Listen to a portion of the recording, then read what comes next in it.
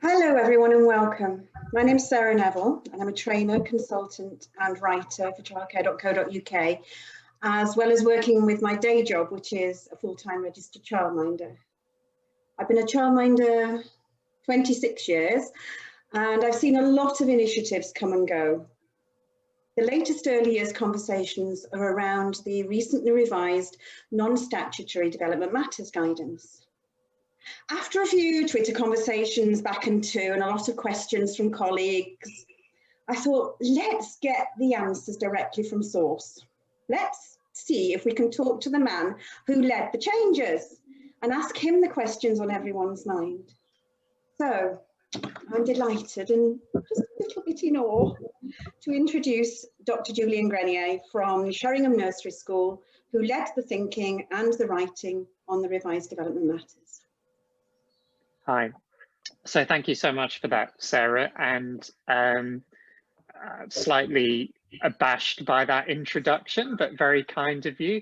So actually the pleasure's all mine and all ours here in Newham in East London to have this chance to talk with you about the updated development matters, which, as you say, I was privileged to lead on, but lots of other people had input into it, including lots of members of our early years hub in Newham, which has 100 PVI and childminder networks, give or take a few. So I'm really pleased to be joined today by Honey Cower, who's one of the childminders in our network, and by Tracy Warden, who is our early education practitioner who supports the childminders and the PVIs. So I'm just going to hand over to Honey first to say hello. Hi, nice to see everybody this morning. And I understand, Honey, that at the moment you don't have any children on Friday, and these are sort of some of the typical issues that childminders are facing at the moment, aren't they? Unfortunately, yes, that's right. Due to current circumstances, everybody's sort of work situation seemed to have changed. So that does seem to be the position that we're in. Great, but it is our pleasure to have you with us on screen today as a result of that. So thank you. And Tracy, you've been really working intensively with a lot of our childminders and PVI settings here in Newham, and it's great to have you with us today. Do you want to just give us a thumbnail sketch of what you're seeing out in the sector at the moment? Okay, and thank you so much for inviting me too. Yeah, exactly the same as what Tani's saying there. There's been a lot of concern, a lot of, especially from the parents about, letting their children attend PVIs and the childminder settings. We have put in place, and the childminders are working very hard along with the PVIs with regards to the risk assessments for, for COVID.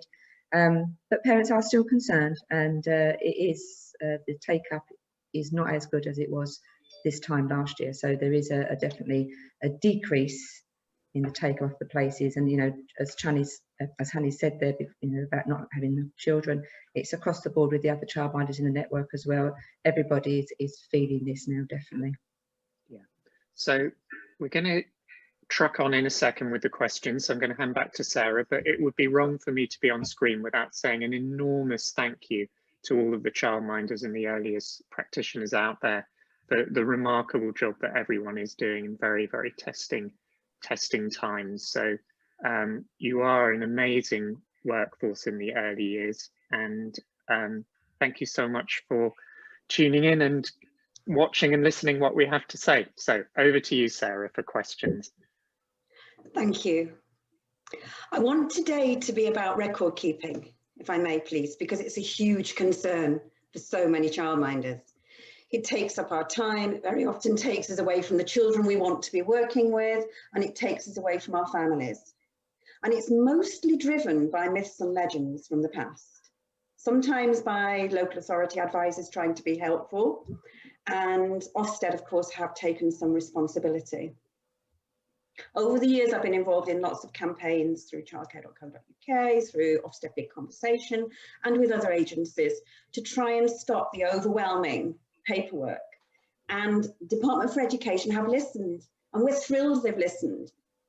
And Ofsted have listened, and now they're saying they'll only look for statutory documentation. So moving forwards to next year, when we get the new Development Matters 2020 non-statutory guidance, which is not a tick list, which it was never supposed to be in the first place, but became. Let's start from the start. We take a new child on. I don't know about you, Honey, but we welcome the parents, we take the contract details for insurance, we do the child registration form, we do permissions, and then we do starting points. And we say to parents, here's a list or a development matters or a year's outcomes or what to expect when. Can you highlight, can you tell me what your child can do?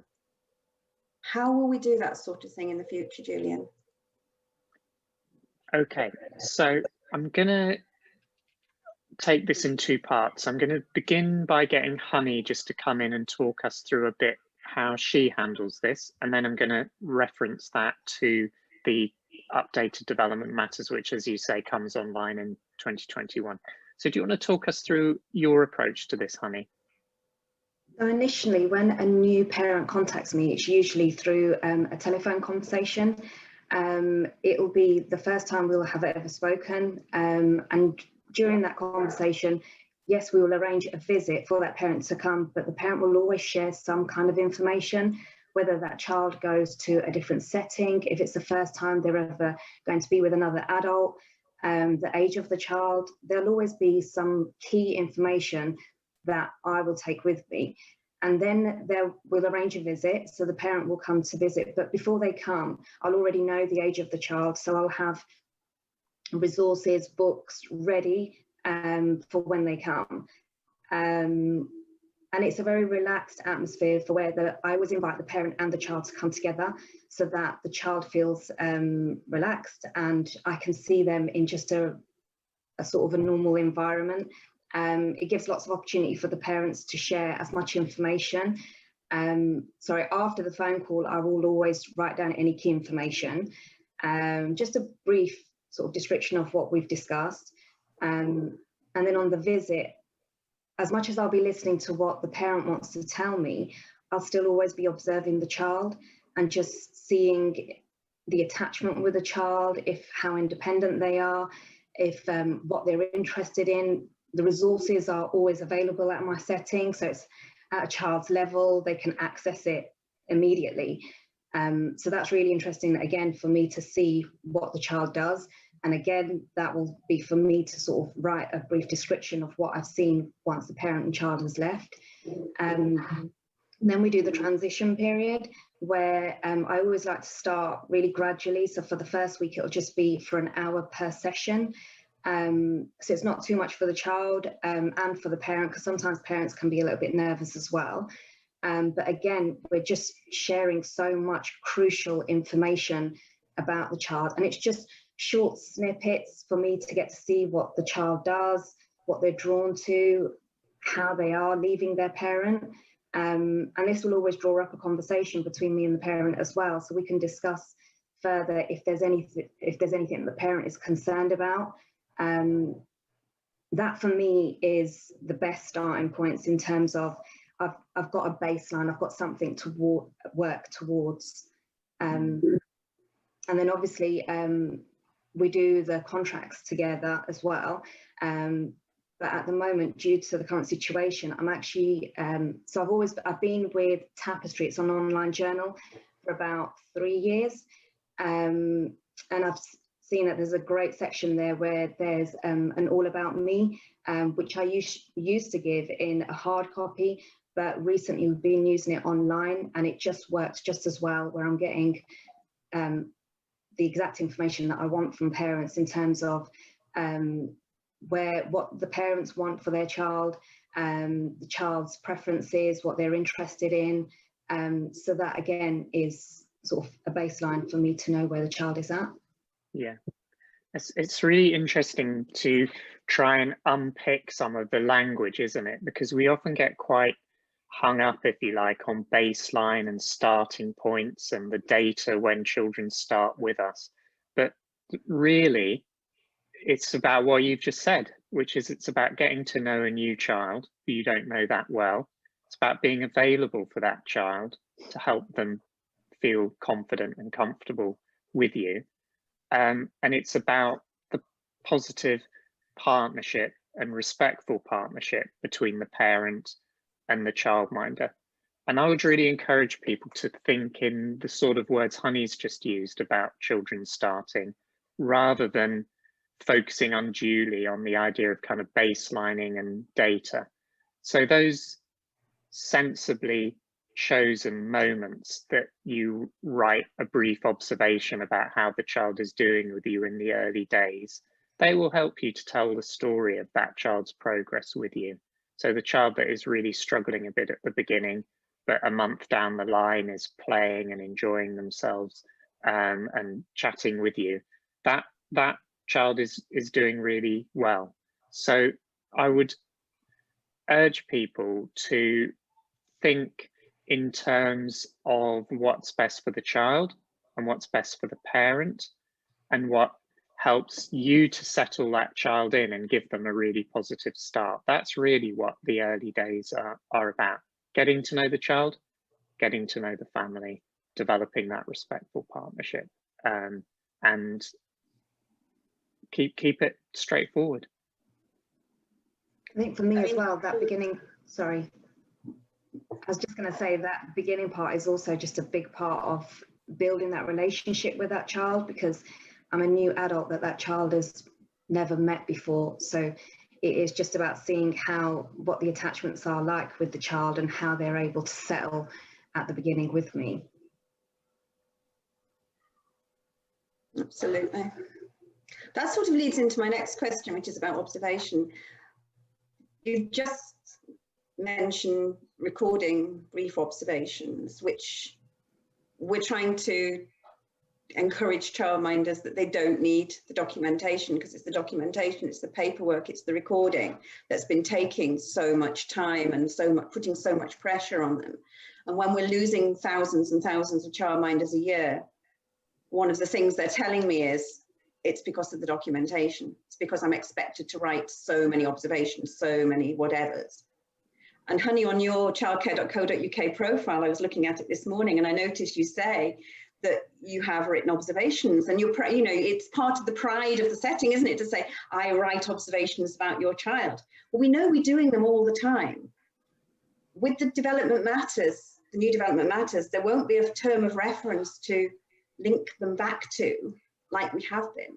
So what is the sort of the way forward? Yeah. So I think part of your question, Sarah, but let me just check it, is that what we've got much less of is that structure where you write an observation and then you link it to an age band in development matters as part of your way of organising what you do. Am I kind of getting the question right? Yeah. Okay. So I would kind of unpick a few things here, which I hope will be helpful for people listening. So the first is that before you start writing observations and sharing them with parents, just think about whether it's going to be useful or not. So a useful observation is one that tells you something important about the child. So maybe they've done something really great that is really worth recording because it's such a big step forward for them. Or maybe you're pinpointing a difficulty the child has, somewhere where they're struggling with their learning, and you're going to need to have a conversation with the parent to see whether that's also the same at home, whether that child might need a bit of extra help. That's the purpose of recording an observation. Don't start writing observations, would be my advice, unless you're clear about the purpose. Don't do it as an end in itself. The second thing I'd say about observations is that they can be a really powerful way of helping parents to reflect on their children, helping children themselves become more aware of themselves as learners. So that's a really good use of an observation.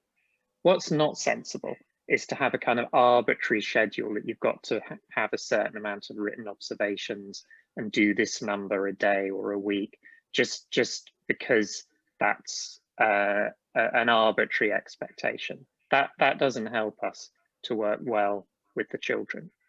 So the second part of the question is really about ages and how we analyze those observations.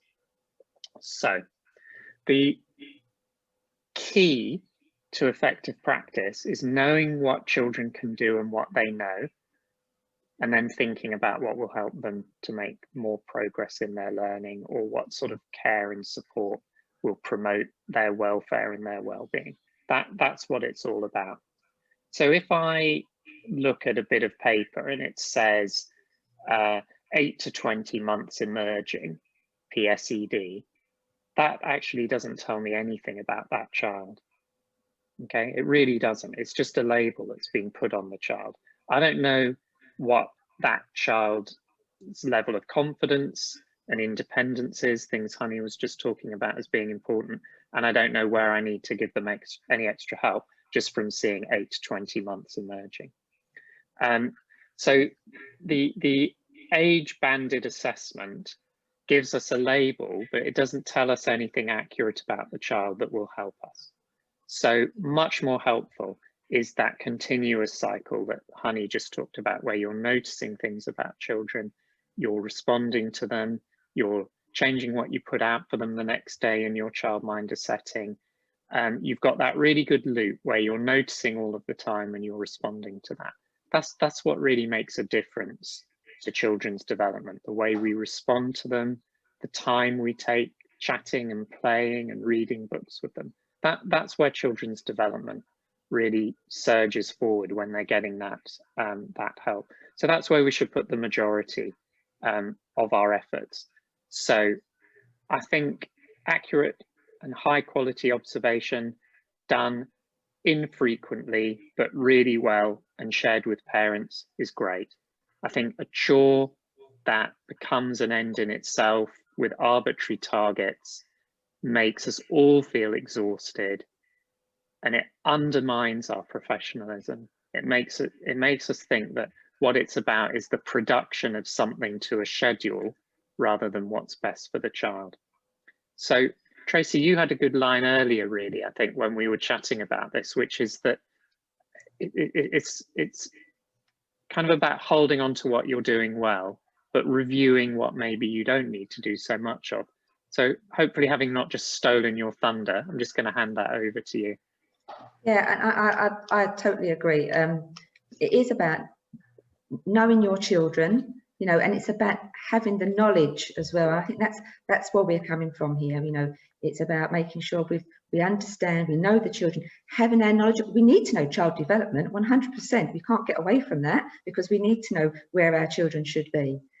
But, you know, as Julian's just said, we don't want to label them, we don't want to put them in boxes, you know, and it's about making sure we look at the child holistically and move them forward holistically.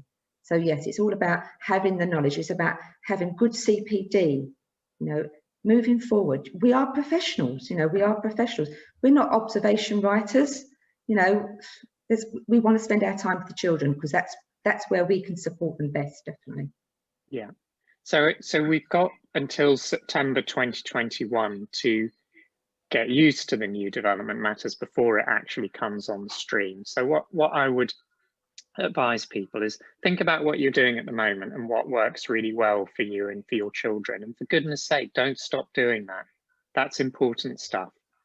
But also think about whether there are maybe some things that you could do less of, which would free up your time to focus where it will make a difference to the children. And take this sensibly and slowly as a change process, and look upon the 2021 period, the September 2021 onwards, as a time where you're in transition. Don't change everything all at once. Because what we do really badly sometimes in childcare and education is we go from one extreme to another. We try to change things very, very fast because we think the wind is blowing this way or that way. And we put ourselves under a lot of pressure.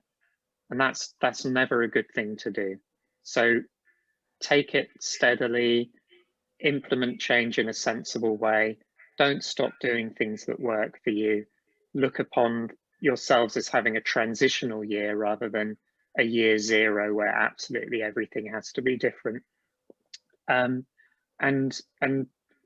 you know, make the new document work positively for you and your children. The new document isn't an assessment tick list, though, is it? This is a big thing for childminders. I have a 9-year-old here who leads singing sometimes. She'll just sit down with the little ones and lead a singing session. And I thought it'd be really nice if I gave her some ideas for songs. So I wrote her a little song list. And now she doesn't do singing without looking for her song list. And I think we've got into that sometimes as well as childminders. We've got this list that we can tick and we can highlight and we can date and we can say, oh, they can jump and they can do this. And we've got to the point where we're reliant on that bit of paper to tell us what the child should be doing. So if we're doing our observations, our infrequent and key observations, what are we doing with them without something to tick or to highlight or to date?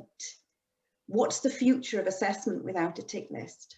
Yeah, that's a really good question, Sarah. So I guess the first thing to say is that the big curve in the road here is moving away from a lot of things to tick off and to cover and into a different place, which is about childminders and other professionals in the early years taking the steering wheel, if you like, and saying, I know the children that I'm working with, I know this community, I know what is the big picture of what will build on the strengths of children and families that I'm working with. And I also know where my children are going to need some extra help and support with their development.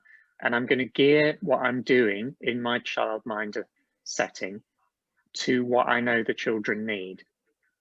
And I'm just going to ask Honey a bit, maybe just to talk about some of those things you see here in Newham, where you're kind of building on children's strengths, but also picking up on areas where maybe they need a bit of extra help.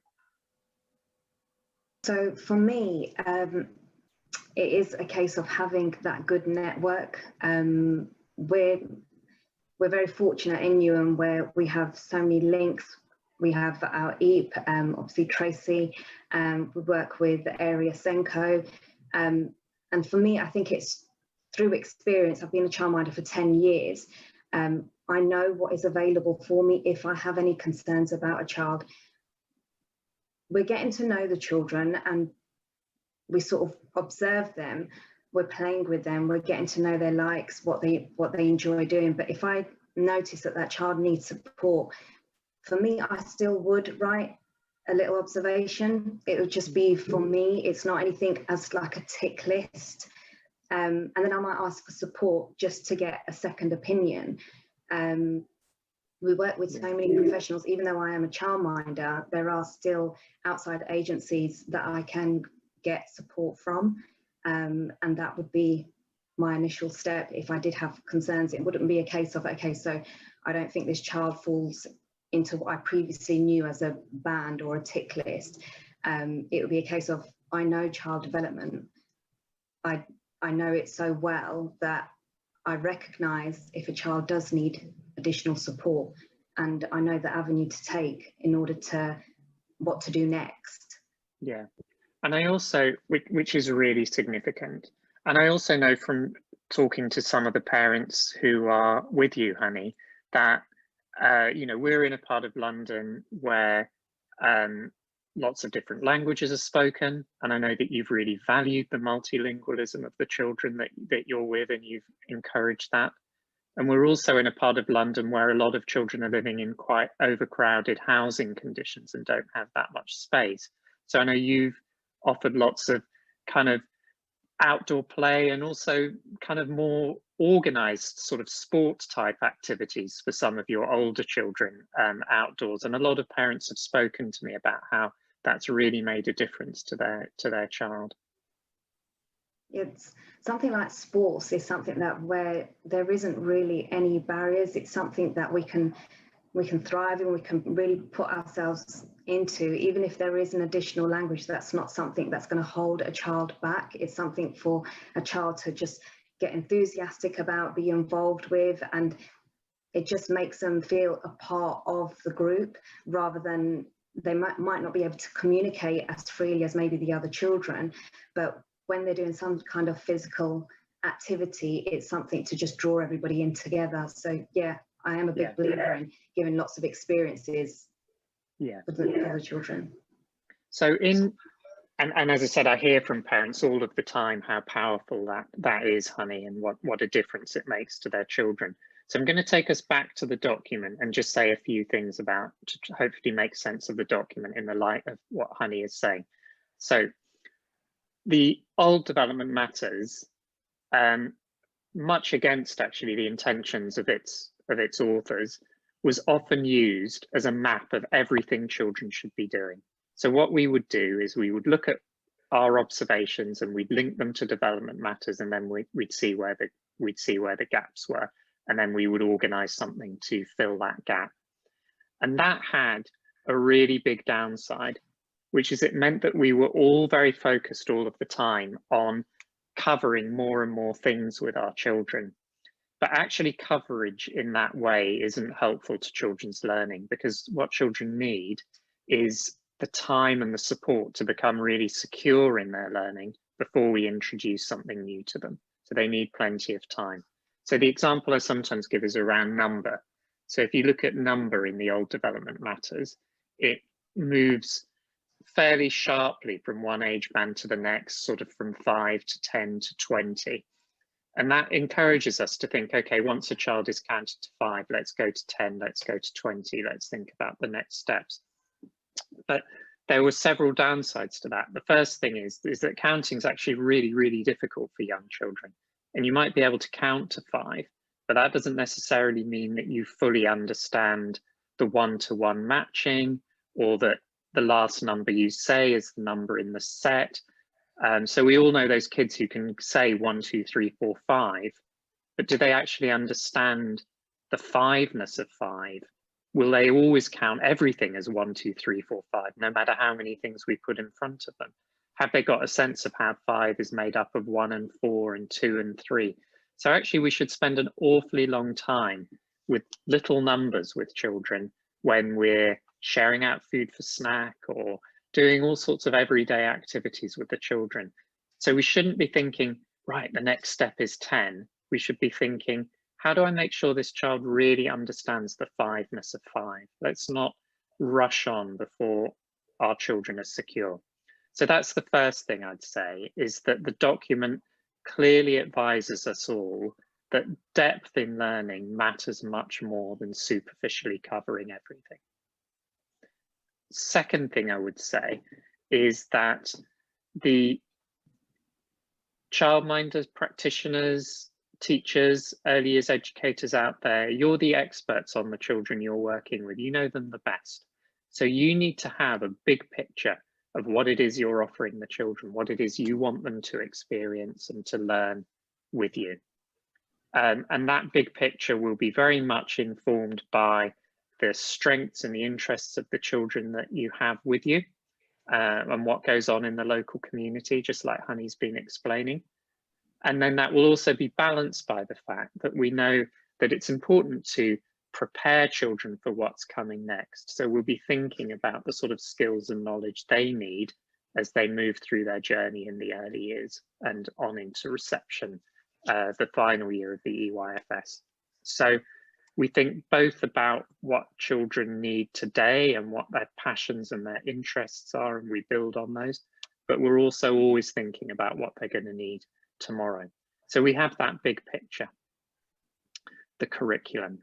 The curriculum is all the things we want the children to experience and to learn. It's all the care routines we offer them. And that curriculum needs to be on what I've often called a progress model. So if you're taking your kids out and playing football with them regularly in a kind of fairly fun but also organized way, you've got a big picture of what that's going to look like from the first time you do it, when it might be quite a struggle for that 2-year-old just to kind of make contact with the ball with their foot, through to the sorts of ways you're going to want to see them become more agile with using the ball and then be able to kind of kick the ball into the net and all of those things. So you've got that picture of what progress looks like, and you're helping the children by the way you encourage them. Sometimes you stand back, sometimes you get involved and show them something, but you've got that progress model in what you're doing. If you've got a small baby in your care, you might offer something like treasure basket play when that baby is sitting up. So your progress model is about the move from when babies are having tummy time, which of course still remains important, to the point where they can sit up, and you're introducing more things to them when they can sit up. And then as they get more mobile, you might introduce other forms of play that encourage them to reach for things. You're encouraging them and enjoying their first steps. So you've got that progress model, which doesn't need to be mapped out in enormous detail, but you've got to think in your own mind what progress is going to look like for the children. And then you're helping children to access that. You're giving them extra help if they need it. But, and this is a really big but, there are always going to be some children who aren't making that strong progress with you. And those are the children where you do need to do lots more observation, checking out what they can and can't do, talking with their parents, trying to find out where their barrier to learning is so that you can help them with the parent to overcome that barrier. And for those children, you might need to do something like, if it's communication you're worried about, you might need to look at something quite detailed like universally speaking, which is a free tool you can use to assess children's communication. So in other words, if you've got 6 children, don't divide up your time equally into 6 parcels, but use the time where it will make the most difference. And we know that at different stages, different children will have a bit of turbulence in their learning and development. So your focus points will change as you go, but put your efforts where they're going to make the most difference, and work in a careful way to pinpoint children who might have barriers to their learning, so you can quickly give them the help that they need, and if necessary, involve other people to guide what you offer to those children, because we know that quick extra help for children at the right time makes a really big difference to them, and that is hugely important. That's a very powerful message. So at the moment I think everyone is so focused on next, that they forget to look at the child now. And that's something I try and get through in my training a lot as well. Yeah. So we're not looking at next, but I'm now seeing on the early adopters Facebook group, for example, providers scrabbling around trying to put progress models together to make that tick list again. Yeah. I imagine fully you're saying that's absolutely not necessary. Well, I would think about what would help me, and I would do that in terms of thinking about the progress model. And I wouldn't do something just for the sake of doing it, or because someone else is doing it, or because someone has sold me a form or given me a form that allows me to do it. So think hard about what's useful for your practice and do that. So I don't need to write down in immense detail what the progress model looks like for a child who adores football and wants to play it all of the time, because I know what the increasing skill and capability of that child is going to look like. So my efforts are really going to be in the moment for that child to help them to do that. But counting is really tricky for children, and actually I might need to write something down to make sure that I'm checking, and I'm going to use a bit of technical language which is in the document, checking that children are subitizing. So in other words, able to tell me the number of a small number of objects just by looking at them without having to point and count them. I want to check that they've got the order right, the 1, 2, 3, 4, 5. I want to check that they count one thing for each number they say. So actually I might write those things down because I need to check them really carefully for all of the children and make sure that I'm giving them the right help that they need. So in a nutshell, it's about using the right tools for the job. Use what you need. Don't do things that won't be useful, because you're busy enough as it is without creating a whole new set of things to worry about. So no more tracker sheets, no more 7 areas of learning with 18 aspects within the 7 areas and 7 ages, birth to early learning goals, no emerging, developing, secure, no more ticks or highlights every half term or 6 weekly. What happens to childminders who are concerned that they might miss something? Yeah, so I wouldn't put it quite as starkly as no more. I would say look at what you're doing and review what works well for you and your children and keep doing that, and stop doing things that are just done for the sake of doing them and take up an awful lot of your time and stress you. In terms of age-related assessment practice, there are big questions that have never satisfactorily been answered. So for example, what is the difference between secure 30 to 50 and emerging 40 to 60? Who knows what the difference between those two categories are? It doesn't tell you what the child knows and can do, just giving them that age-related number. And the second thing I would say is that it can cause real problems if you're working with kids with SEND or you're working with children learning English as an additional language. So a child whose Urdu is really fluent, who's 3 years old and who isn't speaking much English is not communicating like a baby. They're communicating like a 3-year-old who's learning English.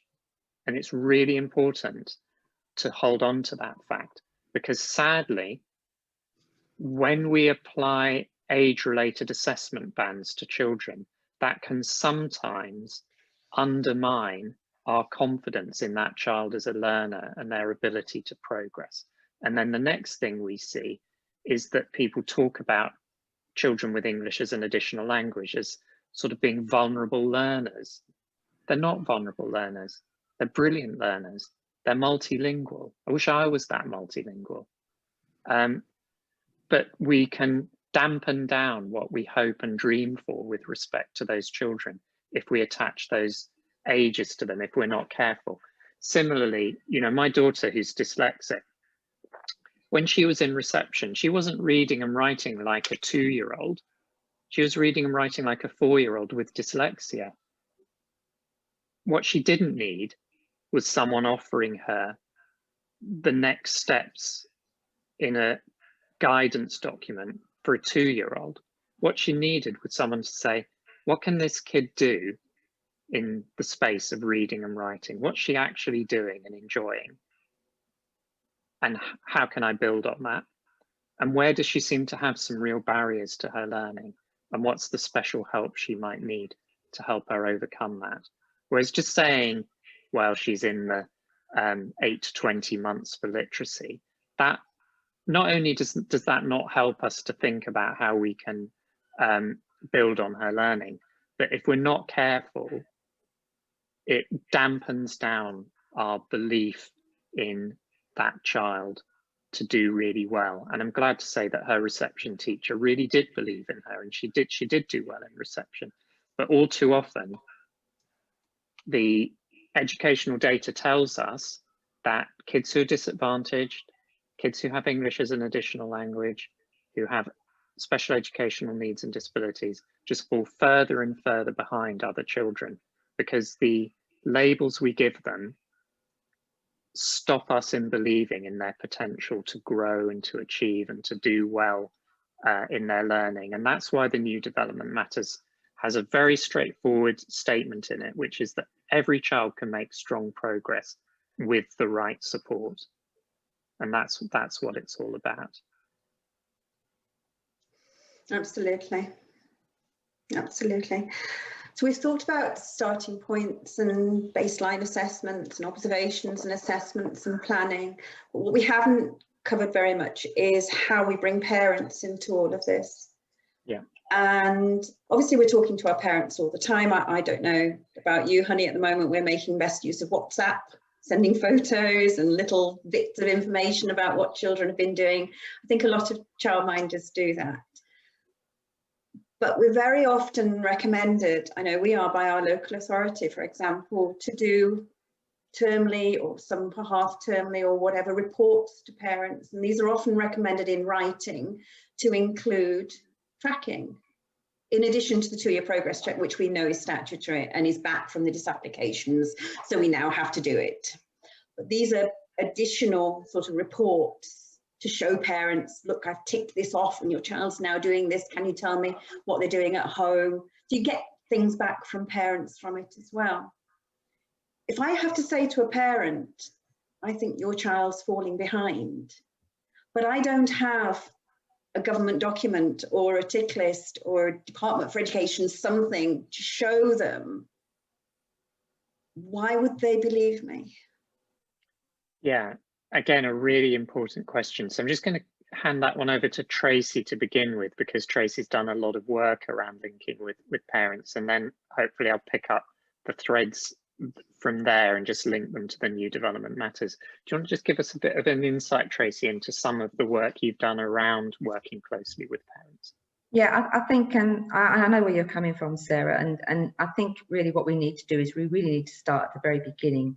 So, you know, as Honey mentioned previously, it's about making a really effective partnership with that parent, and it's making sure that, you know, when you're speaking to the parent, you're coming across confident, you're coming across knowledgeable, which you should be, okay? And again, I know I keep going, but it's going back to your CPD, your knowledge, your understanding, you know, it's the way you portray yourself. You know, I've spoken to childminders before where, you know, parents, they've had issues or concerns with parents that don't, and, you know, you need to be able to say, I am a professional, I'm an early years professional, you know, childminder is the other word, early years professional is the major word. That's what I am, and that's what I do. And, you know, I have the knowledge and understanding around child development. It's about getting them on your side, making sure you're sharing that information. It's not just about, you know, I've got concerns about your child. You know, it's about starting with those positives. I'm sure you've done that many a times. You know, it's the positive, your child's doing really well. I am a little bit concerned about this. What do you feel? How do you think this is happening? You know, it's having the dialogue. It's so important. And, you know, I think it's this dialogue that we have that allows for these difficult conversations to take place. And I know they can be difficult because some parents, you know, they don't want to acknowledge. And it will take a little bit of time, and it does take time. And you can have other professionals, speak to other professionals. If you're not confident in yourself, speak to those professionals and ask for their view and their knowledge and understanding about what's happening. I just think it's important that we are the professionals. You know, we know, they know their child. We know that first time educator comes up every time. We know that. But we are the professionals. We understand about child development. We want to do the best for your child. It's having that conversation. It's about making sure we're not here to put a label on him or her. This is what we can do. Have you thought about this? What's happening here? Is this happening in your home? Because we've all had that conversation when we've said something, and no, you know, he's doing that all the time indoors, and you think, okay, you know, and I know Honey as well has had those conversations many a time. And, oh, why don't you show me a video of when he does that then? And then you can view the video together, and it actually is not doing what you're talking about at all, completely different. So it is difficult, and it will never be easy, whether you're an early years professional, a teacher, nurse, doctor. If you've got something that's not, a parent doesn't really want to hear, it's difficult. It's about how we go about doing that, having that confidence and having the knowledge. Again, I'm a professional, you know, I work with children, I have my knowledge. So I know it's difficult, but I think it's about, you know, making sure you've got those useful observations available, useful observations, to say, look, this is what I observed here. What do you think? Let's talk about this. How are we going to support your child? I want to support your child. So I just think it's about those conversations, to be perfectly frank with you, and being positive, always being positive and professional, definitely. I think that's been such a powerful part of your practice, Tracy, and the way you've worked with Honey and others to really put that emphasis on the respectful but honest conversations with parents. And I also wholeheartedly support what you said about precision in our observations. So where we can say to a parent in very precise but clear terms, this is where your child is struggling a bit at the moment.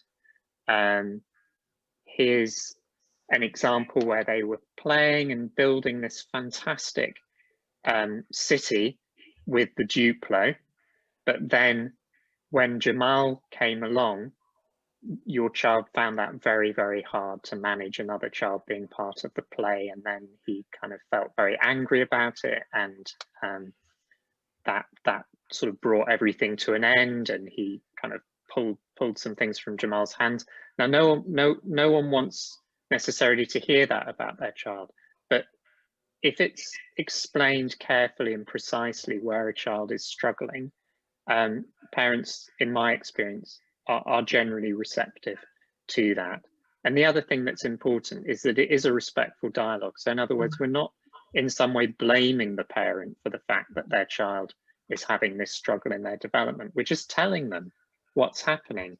And really, we've often found that if you just tell it straight, but without that kind of moral tone that is negative, most parents will say, yeah, I know what you mean. I've seen something like that happening. And of course, we actually also have to hold on to the fact that sometimes children genuinely have difficulties in their childminder setting that they don't have in their own family, because it's a very different scenario. And that's important for us to recognize too. And the flip side of that is that all of us who've been parents of small children know that awful moment when we're really struggling with their behavior and their development, and we hear from their early years professional that actually everything is going really swimmingly, you know, because children are different in different contexts. So we have to be sensible about it. So in terms of the question of like, how would I tell a parent that their child is behind, which people do ask Tracy and I quite often, and I always think this is how I think of it. You know, I sort of think of it like the time I was walking in the Peak District in Derbyshire, and I'd got, as usual, horribly lost and was in control of the map, much to my partner's displeasure at that moment, and asked someone, what's the way to Hathersage? And he said to me, well, I wouldn't start here if I were you. And when we're thinking about how do we tell parents that their children are falling behind, if I were you, I wouldn't start there. I would start by telling the parent what their child can do and celebrate that. And then let's be, you know, respectful but honest about where this child is having a difficulty, and let's put our heads together about what's going to help them through that difficulty. Because as a parent, you can do a lot for your child. As a childminder, you can do a lot for a child. But boy, you can do a lot more if you cooperate in a respectful way. So that's what it's about. We know that children's development is complex.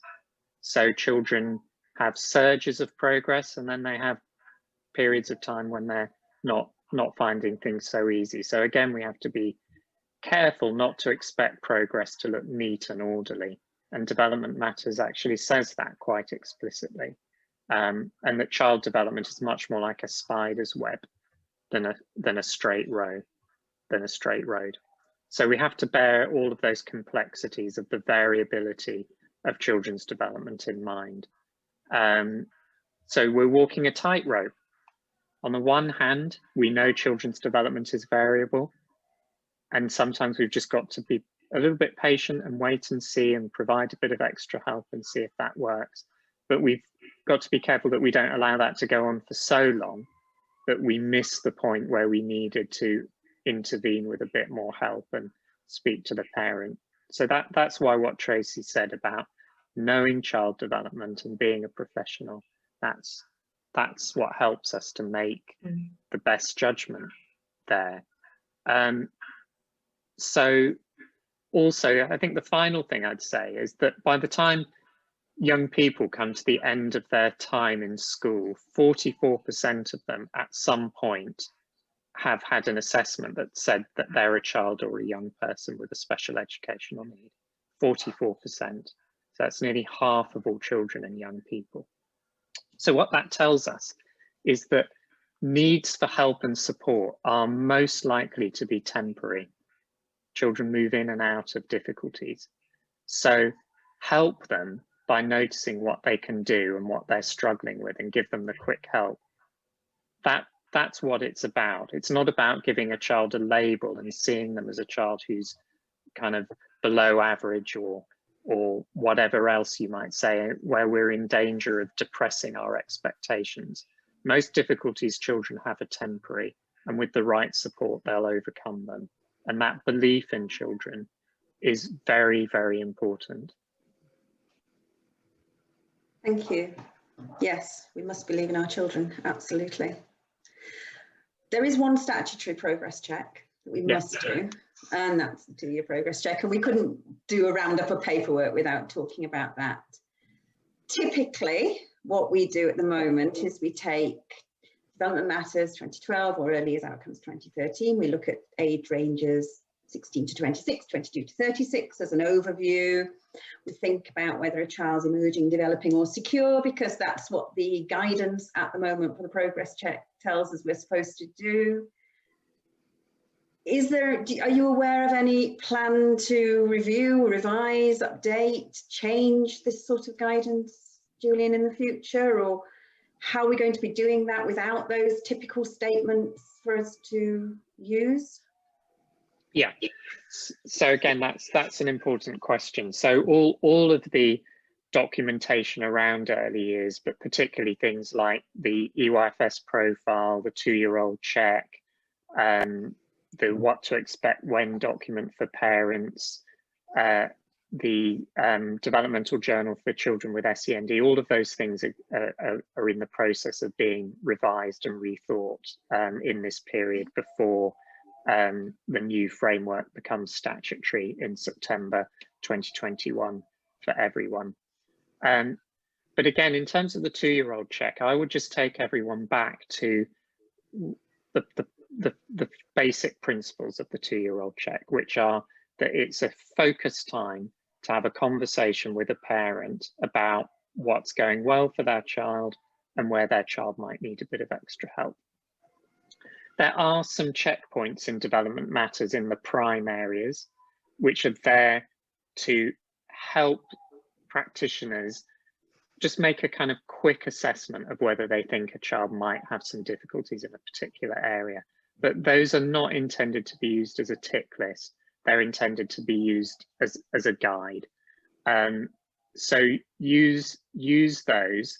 And if that flags a concern for you, go to something that will give you more detail. So like I said earlier, if you were worried about a child's communication on the basis of the checkpoint, then have a look at universally speaking and try and maybe say with more precision where the child is having a difficulty, because we know that 2 to 3 point in a child's development is a really good time to give them a bit of extra help with their communication if they need it. It's really positive that you're linking up with the health visitor and the ages and stages questionnaire, the ASQ at 2, that the health visitor should have completed, so that you're taking a rounded set of perspectives on the child's development. And the most important thing, in my opinion, to get out of the 2-year-old check is that the parent and the childminder are collaborating in support of this child's development.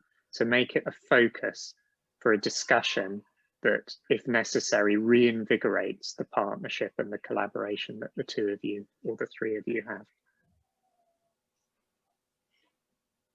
Okay, I know a lot of childminders don't have support from health visitors. Health visitors don't read their progress checks or have any interest in a childminder's version of how the child's getting on in the setting. I know personally I was asked to leave a 2-year progress check when I went as part of an integrated review. Mum had asked me to go along with her. It's terrible. How can we sort of support those childminders to do the progress check, which Ofsted are going to be looking at? So it has to be of a certain value, of a certain wordiness, if you like. how do we support our colleagues to find the words, to find the phrases to include in it when we haven't got anything developmentally to go on? Yeah, and that's why I'd say if it helps you, use the checkpoints for that reason, to be able to say something if that supports you. I would say that the best 2-year development checks that I see are, first of all, quite short, and they're written in really plain English, straightforwardly. So they don't talk about things like children's fine and gross motor skills. They talk in very straightforward terms about what children can do and what they struggle with. So the sort of Adam is now able to click Duplo blocks together and build a tower, I think is much better than Adam's fine motor skills are developing well. Yeah, because that tells me something precise and helpful. So go for plain language that is precise. Don't be afraid to say what children are struggling with. I think sometimes we do a smiley, happy people thing a bit in early years, and it's all terrific. And we forget to say that it's completely normal for a 2-year-old to have the odd struggle here and there. That's okay. Let's just tell it as it is, because that's part of the story of that child's development. And I wish I had the kind of wand to make multi-professional practice work in the way it should.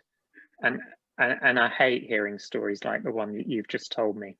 But I guess what I would say as someone leading a children's centre here in Newham is that there's always going to be struggles with the multi-professional partnership. It's never going to be straightforward, but it is the way forward for children. It has to be.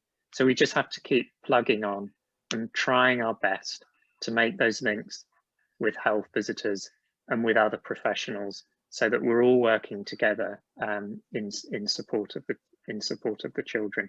In other words, I would say what makes a difference is on the ground. It's the relationships on the ground, and that's where I think children's centres and other people need to put their efforts, is in getting health visitors on board so that they understand the importance of what, say, Honey has got to say about a 2.5-year-old child who's in her setting. It's an important professional insight that is missed by a health visitor at their peril. So I think the system needs to do its best to stop what you've just said ever happening. Absolutely. And we'll carry on working with that. Wow, we've covered so much this morning. Thank you all. I Pleasure. hope our watchers are finding this have found this useful. Colleagues are telling me they're already having sleepless nights about the changes, and I hope we've gone some way, or a long way, to resolving their concerns. I think if I'm going to summarise my main takeaways, if it's statutory, do it. Keep calm, carry on. If it's not statutory, what's the value of it? What does it tell you about the child? How does it help you communicate with parents? I think that's come across really powerfully, hasn't it? How does the record I'm keeping benefit the child? Does it have value for me? Does it have value for parents? Because we know now it's not for Ofsted. Yeah. And for Ofsted, can we tell the story of each child's journey? Because they won't look at paperwork, they'll only look at the progress check. So can we confidently tell that story? Do we have a confident knowledge in child development to be able to tell that story? Yeah. Yeah. Would you agree with those takeaways? I would, and I'm just going to add a couple of other thoughts on top of them. I think they're really powerful and really valuable.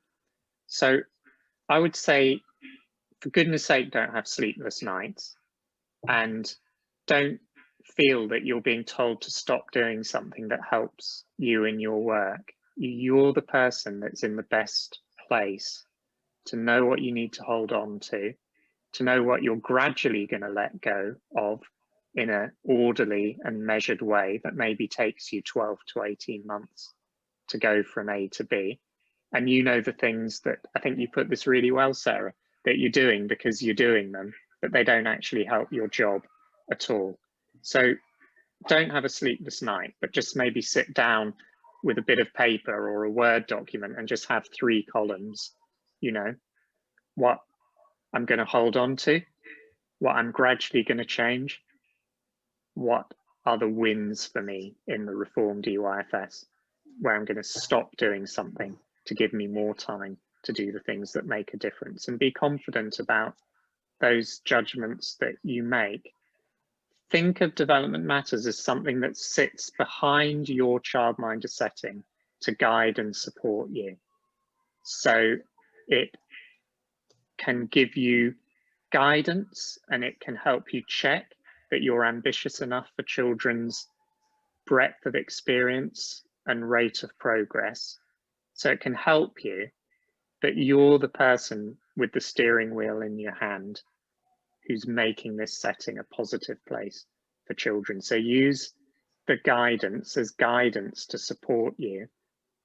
Don't use it as the dictator that makes you do everything you do, because that cuts you out of the picture as a childminder far too much.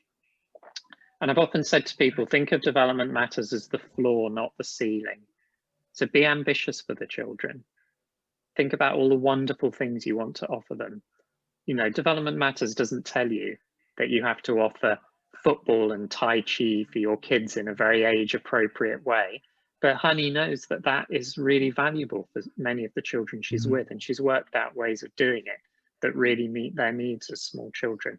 So don't think of development matters as the ceiling on your ambitions. Just think about it as a guide to the sort of breadth of experiences that children need, and use it to guide you when you're thinking about children's progress too. So it's about confidently being a professional and doing what's right for the children. And that means that instead of ploughing on with paperwork and activities that don't help our children, we put our focus where it will make a difference. We make sure that we're confident and well-read when it comes to child development and childcare, because that will make a real difference to the children you're working with. And the ultimate goal is that we do the best for all of the children we're caring with, of course, and we treasure them and we love them to bits as unique individuals, and we do our very best for them. But we're specially focused on disadvantaged children and children with SEND who get a raw deal from our system at the moment, and we are doing better for those 2 groups of children. Absolutely. Thank you. Thank you to Childcare.co.uk for supporting me to arrange this meeting and to clarify childminder questions. And I know that this is going to be advertised on their platform, so it freely reaches as many colleagues as we possibly can. Thank you, Julian and Tracy and Honey, for making this conversation happen today. Great, thank you so much. And I'm just going to give the last word to Honey here as our second practicing childminder alongside Sarah.